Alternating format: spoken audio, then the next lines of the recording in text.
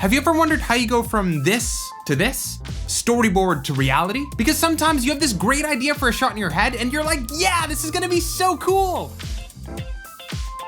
Now what?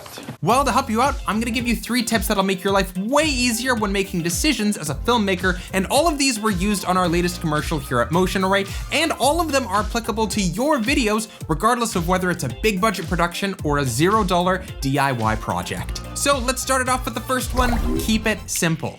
One of the easiest ways to lose time and money, and maybe your sanity as a filmmaker, is to overcomplicate things. And this first shot is a really great example. In the storyboard, one of our early shots was an arcing shot from this horizontal view to a top-down vertical view of our subject's computer setup. Now, when you're thinking about how you would actually film this shot, it's really easy to go to things that you can visualize, like, oh, we need this giant robotic arm, or a techno crane to get really fast motion. But that wouldn't be very simple, would it? Lots of computer programs and moving parts to figure out, and darn expensive too. So what's the simplest thing you could get? How about a couple of metal poles and 2 guys swinging them up and down? Yep, there's been some really cool things that I've been able to see on Motion Array commercial sets, like horses running through cobblestone streets and massive sweeping drone shots. But even with all those crazy elaborate things, we still always default to the cheapest DIY solution when possible. Because if you can save time and money while getting exactly the same thing, why wouldn't you? And all it took was a couple of power tools, mounting the camera to a center pole, and running the movement over and over again until we got the perfect shot.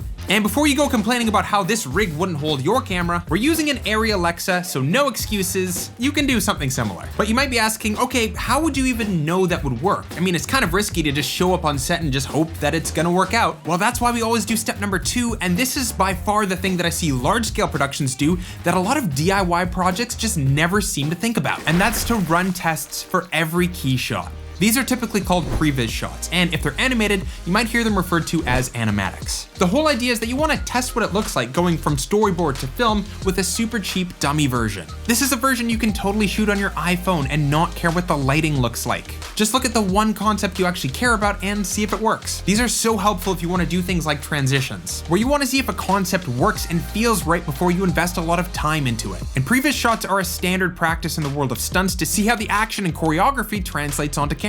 The whole idea is that your shot might be a massive undertaking, and there could be a lot of risk with it not working out on set, or it could just be dangerous because of unforeseen circumstances. But by doing a previs, you're taking that big, scary shot and you're breaking off just a piece of it to be able to work with. And once you figured out how it works with a less stressful version, you can take that knowledge and apply it to the whole. And these are some examples of previs shots for the hand coming out of the computer.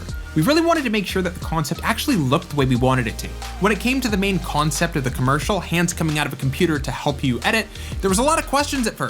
Are these arms gonna be CG? Should they be filmed on a green screen? How much post-production work is gonna be needed? But after running some tests, found that it was perfectly fine to go with option number 3. Do it practically. Look, my whole career has been teaching people how to edit videos, so it feels really weird to me to say don't do it in post. But seriously, it was so much easier just to have an actor standing behind the computer for every shot. For this commercial, it was essential to feel like they were actually reacting with the subject, and to be able to get a bunch of shots over and over and over again to get the timing just right. There was still a little bit of cleanup work to do to make sure that his body wasn't visible behind the screen, but doing it this way allowed us to get a shot that we knew was perfect and then just required a little bit of cleanup and compositing afterwards. And for shots like the clock here, this was actually done 100% practically as well. Just a person reaching up with gloves and moving the clock while everything else was happening for real as well in the background. The only extra things that needed to be done was to make sure that nothing moving was crossing the boundary between the foreground and the background, and that a clean plate was captured to be able to mask out the stand that the clock was on, and literally everything else was practical. It makes things just so much easier. Now, there were elements that we couldn't do practically, like throwing up icons and bubbles of stuff and big fancy title animations, but guess what? For those shots, we just used a Motion Array template. I mean, it would be pretty bad if we didn't, right? Because all of the titles you saw in this video